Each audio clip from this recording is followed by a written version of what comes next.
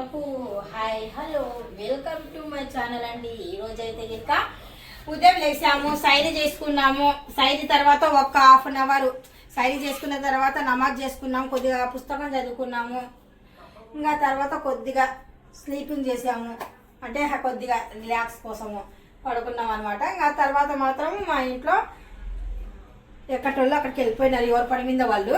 ఇప్పుడు ఇంకా మనం ఏం చేయాలా, సైరివి గిన్నెలు అవి ఉంటాయి కదా, ఇంకా శుభ్రాలు మొదలు పెట్టుకోవాలా. ఆ శుభ్రాల కోసం నేను ఇంకా కొద్దిగా ఉండబ్బా, కొద్దిగా మళ్ళీ ఇఫ్తార్ కోసం కొద్దిగా ఏదైనా చేయాలా కదా, రెడీ చేసి పెట్టుకోవాలా కదా అనేసి నేను ఇక్కడికి వచ్చానండి, స్టవ్ దగ్గరికి. స్టవ్ దగ్గరకు వచ్చేసి సాయంత్రం ఇఫ్తార్ కోసం ఏమేమి రెడీ చేసుకుంటే బాగుంటుంది అనేసి వచ్చి చూస్తే కనుక ఇక్కడ మనకు వైట్ చైనా కనిపించిందండి. నాకు వైట్ చైనా కనిపిస్తే సరే అయితే కనుక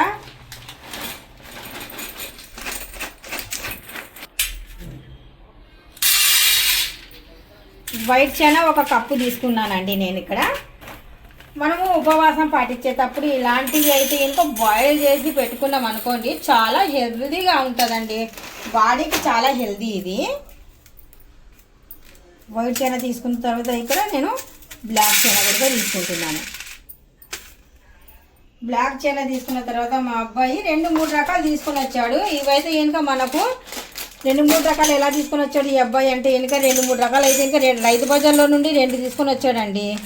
అవైతే కనుక మొలకలు వచ్చేసి అందుకనేసి పాడేశాను. మొలకలు అంటే కనుక తిండిగా పనికి రావాలండి, కవర్లు అలా వదిలేసాను కదా అందుకని. इसका नाम क्या वाला रिया?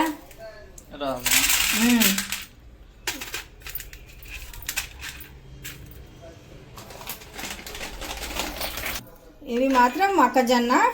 మనకు అక్కడైతే కనుక చూపించిన ఫేస్ చూపించి ఒకసారి. మనకైతే కనుక అక్కడ రైతు బజార్లలో మొక్కజొన్న కంకులు కావాలంటే కంకులు అంటే అమ్ముతున్నారండి. మనకు విడిగా కావాలంటే కనుక ఇలాగ విడిగా కూడా దొరుకుతున్నాయి. మనకి ఇప్పుడు ఇంకా టైం ఉండదు కదా అనేసి మా అబ్బాయి ఏం చేశాడంటే 50 రూపీస్ అనేసి ఒక కవర్ నిండా తీసుకొని వచ్చాడు. అవి తూకం ప్రకారం చూసుకుంటే కనుక దగ్గర దగ్గర ఉండవచ్చు, ఒక నేను హాఫ్ అన్ అవర్ అరకేజీ ఉండొచ్చమ్మా, ఆ దగ్గర అరకేజీ ఉండొచ్చండి. ఎందుకంటే నిన్న కూడా నేను బాయిల్ చేసి ఇచ్చాను, అంటే కొద్దిగా ఇన్నే బాయిల్ చేశాను నిన్న. ఈరోజు అయితే కొద్దిగా ఎక్కువ ఎగస్ట్ తీసుకున్నాను, అంటే ఇంకా బాయిల్ చేద్దామనేసి. సాయంత్రం ఇవన్నీ నేను ఇప్పుడు నానబెట్టామనుకోండి, ఇవి కొద్దిగా లావుగా అయిపోయి నానిన గింజలు కొద్దిగా ఫాస్ట్గా కుక్ అవుతాయి. నానిన గింజలు ఫాస్ట్గా కుక్ అవుతాయి అనమాట. అందుకనేసి ఇప్పుడు జస్ట్ నానబెట్టేద్దామనేసి చూపిస్తున్నాను.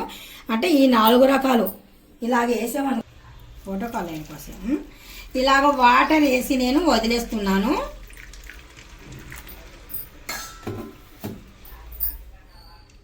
సాయంత్రం వరకు వదిలేసి సాయంత్రం అనేది నేను బాయిల్ చేసేస్తానండి. చూడండి, ఇంటి పని అనేది ఏ మాత్రం అంటే టైం అయితే ఇంకా 10 అయిపోయింది. మామూలుగా అయితే ఒక్క పని కూడా నేను చేసుకోలేదు. మ్యాక్సిమం అంటే ఇంకా కొద్దిగా బెడ్షీట్లు అవి ఇవి కొద్దిగా దులిపేసి వేయడం చేయడం అలాంటివి చేశాను. ఇంకా గిన్నెలు ఫటాఫట్ చేసేసుకుంటాను పని మొత్తానికి ఫటాఫట్ చేసుకొని అప్పుడు మళ్ళీ కలుద్దాం. Bye bye, see you, Tata.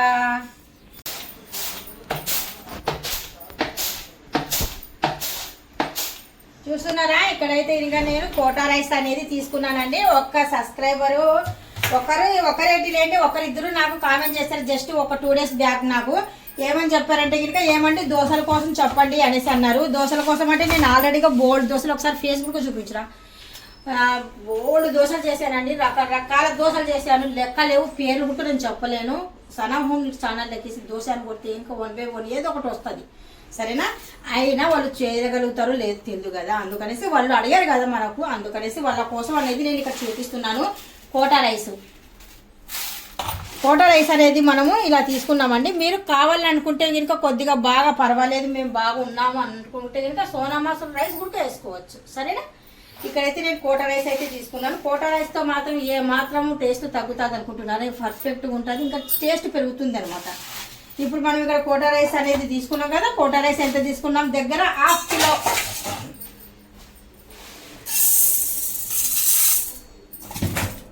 ఇవి 1/2 కిలో ఉండవు, 400 గ్రామ్స్ అలాగ ఉంటాయి అన్నమాట. నా ఇంటికి సరిపోయినట్టుగా నేను ఇక్కడ తీసుకున్నాను.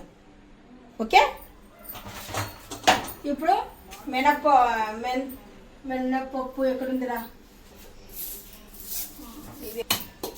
చూడండి.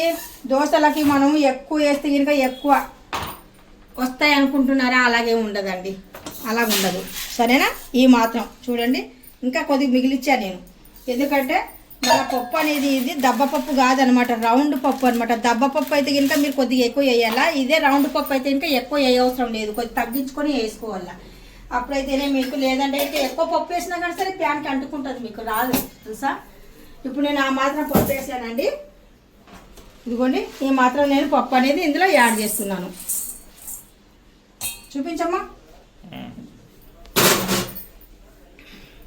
ఫోటో.